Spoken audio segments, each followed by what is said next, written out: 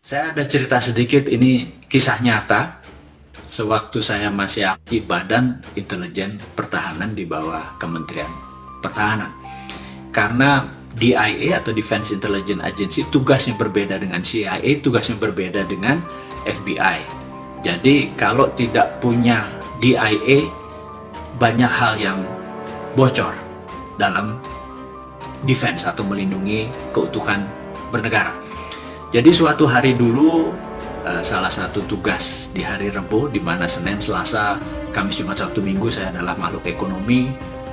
Di hari dulu, suatu hari dulu, saya di hari Rabu adalah abdi negara yang mendedikasikan sebagian waktu untuk bidang ekonomi, pertahanan ekonomi. Nah, suatu hari kita kedatangan sama tamu dari Amerika, dari Armada ke-7.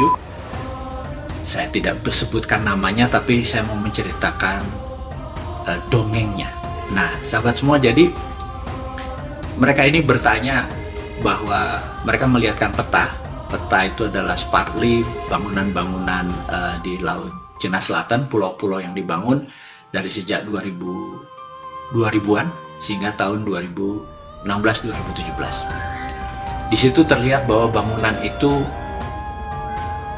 besar sekali, arahnya adalah ke Natuna. Dan pangkalan militer di sana kosong.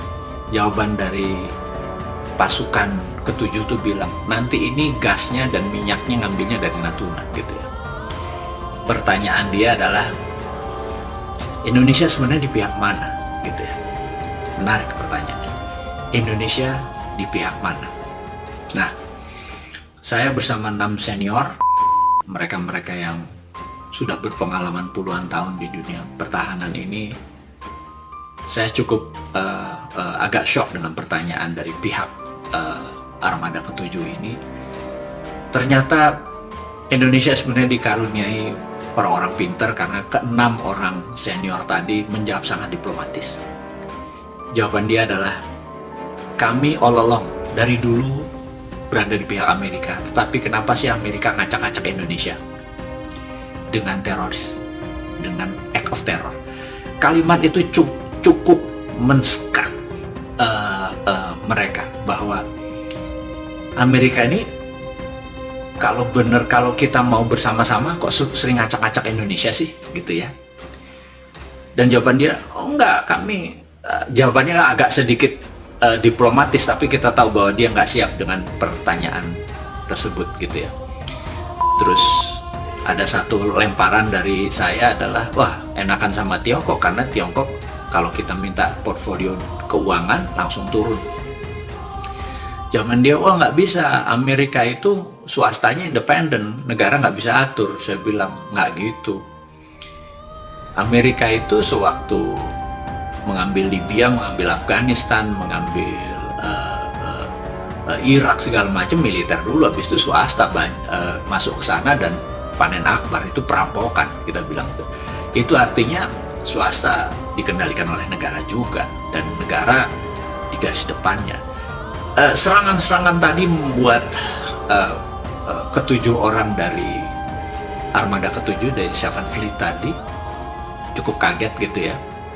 Dan saya merasa pelajaran yang paling berharga pada saat itu, ternyata Indonesia dikelilingi oleh orang-orang yang powerful, dan begitu di dalam meja sidang itu ternyata sangar juga, gitu ya. Dan saya sampai sekarang masih sama mereka, karena dia mentor-mentor saya, udah hampir 18 tahun kami bersama-sama.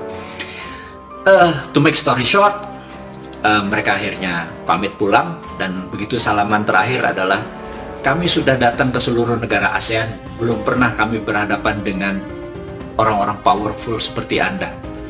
So kami understand posisi Indonesia. Dia menyulurkan tangannya kepada petinggi yang di Indonesia dengan pertanyaan sangat sederhana. So next time, give us the name that we can trust. Jadi ke depan, berikan sebuah nama yang kami bisa percaya. Sahabat, saya tidak urai.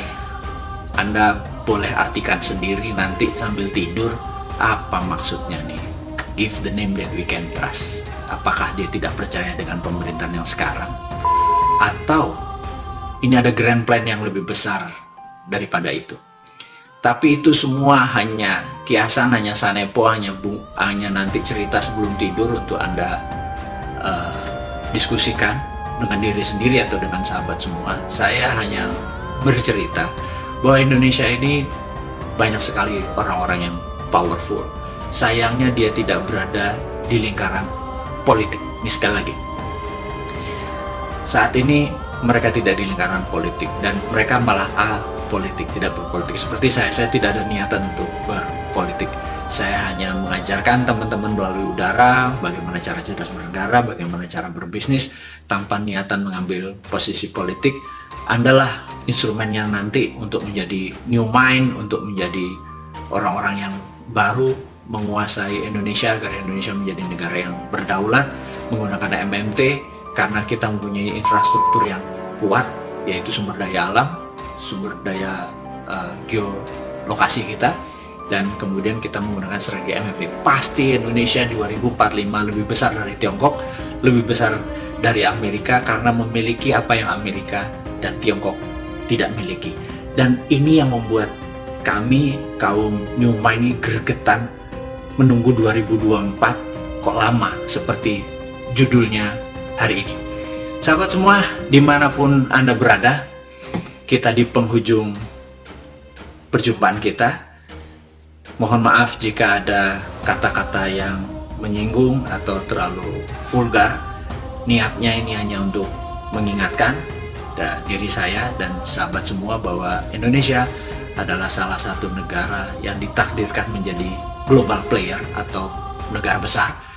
Akan menjadi besar kalau kita memilih tidak bergantung pada negara lain, tapi bergantung pada putra bangsa